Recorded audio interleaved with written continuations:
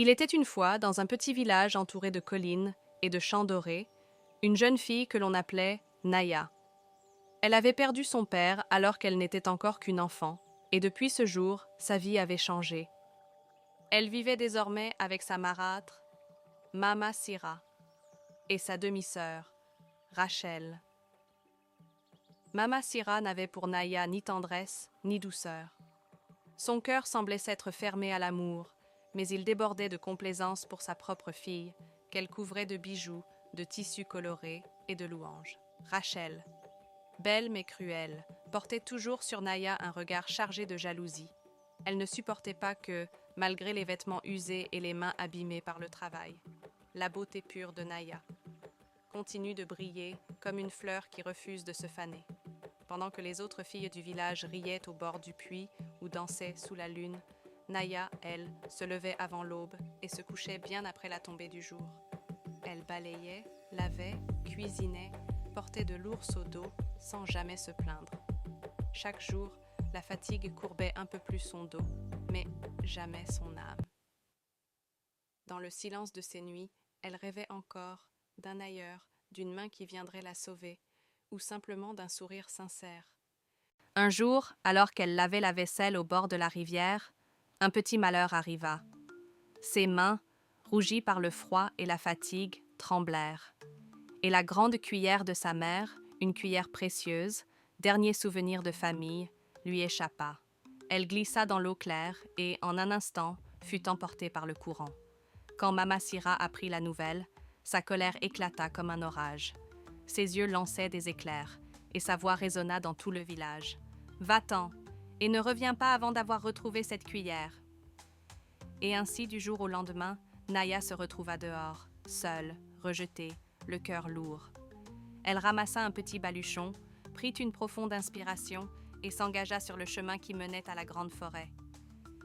La nuit tombait doucement, étendant son manteau sombre sur les collines. Les arbres se dressaient comme des géants silencieux et les bruits d'animaux faisaient trembler l'air. La peur serrait la poitrine de Naya, mais elle continua d'avancer. Et puis, soudain, au détour du sentier, quelque chose d'inattendu se produisit. Elle rencontra un vieillard courbé, assoiffé. Sans hésiter, elle lui donna de l'eau. Puis, un arbre géant qui se plaignait de soif.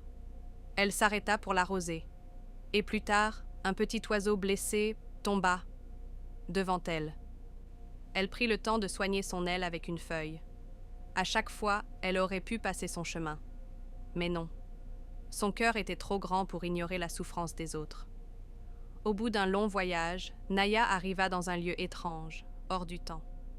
Là, elle rencontra une femme mystérieuse, belle et imposante, la gardienne des secrets de la forêt. La femme lui demanda pourquoi elle était là.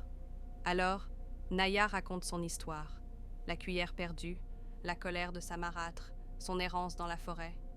Mais elle parla sans se plaindre, sans se victimiser, avec sincérité et dignité. La gardienne décida de la tester. 3 épreuves presque impossibles, ramasser du bois sans faire de bruit, trier des graines minuscules, traverser une rivière sombre. Tous ceux qu'elle avait aidés revinrent. Le vieillard souffla sur les brindilles pour qu'elles s'assouplissent. L'arbre géant fit tomber ses feuilles pour qu'elle puisse trier les graines. Et le petit oiseau, désormais guéri, la guida à travers la rivière. Grâce à sa bonté, elle surmonta toutes les épreuves. Alors, la gardienne sourit et lui dit « Ton cœur est pur. Ta gentillesse a tracé ton chemin. Voilà ta récompense. » Et elle lui remit une cuillère splendide, brillante comme l'or, encore plus belle que celle qui avait été perdue. Quand Naya revint enfin au village, le soleil se levait sur les collines. Son pas était léger, son visage apaisé, et dans ses mains brillait la cuillère d'or. Les villageois, émerveillés, accoururent autour d'elle. Ils écoutèrent, bouche bée, le récit de son voyage. La forêt enchantée, le vieil homme, l'arbre géant, l'oiseau blessé et la gardienne des secrets. Tous furent touchés par sa bonté, sa bravoure et son humilité. Même les enfants, d'habitude si rieurs, restaient silencieux, captivés par sa voix douce. Mama Sira pâlit. La jalousie tordit son cœur. Comment cette fille, qu'elle méprisait tant, pouvait-elle revenir auréolée d'admiration? et Rachel à ses côtés grinça des dents en voyant les villageois offrir à Naya des sourires et des félicitations. Alors Mama Sira dit à sa fille, « Si cette idiote a trouvé une cuillère d'or, tu peux bien en trouver une d'argent, ou même de diamant. Va, et ne reviens pas avant d'avoir rapporté quelque chose d'encore plus précieux. » Rachel, sûre d'elle, partit, décidée à rapporter plus encore que Naya. Elle s'enfonça dans la forêt. Le même sentier, les mêmes arbres, mais le vent semblait plus froid, les ombres plus lourdes. Bientôt, elle croisa le vieillard courbé. Il leva vers elle ses yeux fatigués et murmura « J'ai soif, jeune fille. Pourrais-tu m'offrir un peu d'eau » Rachel le toisa avec dédain. « Tu crois que j'ai le temps de m'occuper d'un vieux mendiant » répondit-elle avant de s'éloigner.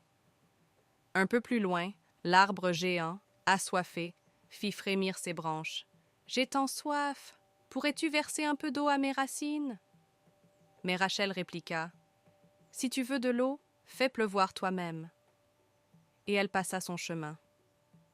Enfin, un petit oiseau tomba à ses pieds, blessé.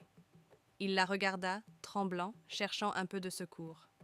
Rachel grimaça « Je ne vais pas me salir pour une chose aussi inutile. » Et sans un regard de plus, elle le laissa là. Quand elle arriva enfin devant la gardienne de la forêt, celle-ci la fixa longuement. Son regard, perçant, semblait lire dans son âme.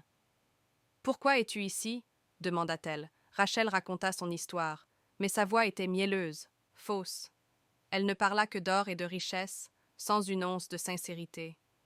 Alors la gardienne décida, comme pour Naya, de la mettre à l'épreuve. Ramasse du bois sans faire de bruit, trie ses graines minuscules, traverse la rivière sombre. Mais cette fois, personne ne vint l'aider. Le vieillard détourna le regard, l'arbre refusa de plier ses branches, et l'oiseau, qui se souvenait de son mépris, ne chanta pas pour la guider. Rachel échoua à tout. Le bois craquait, les graines se mélangeaient, la rivière la fit trébucher.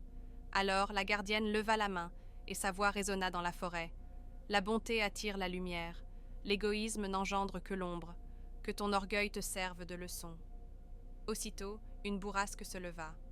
Les cheveux de Rachel, longs et soyeux, s'envolèrent, elle poussa un cri et s'enfuit, honteuse, les larmes aux yeux. Lorsqu'elle rentra au village, les villageois furent saisis d'effroi. Naya, émue malgré tout, voulut la consoler, mais Rachel détourna le visage. Mama Sira, elle, resta sans voix.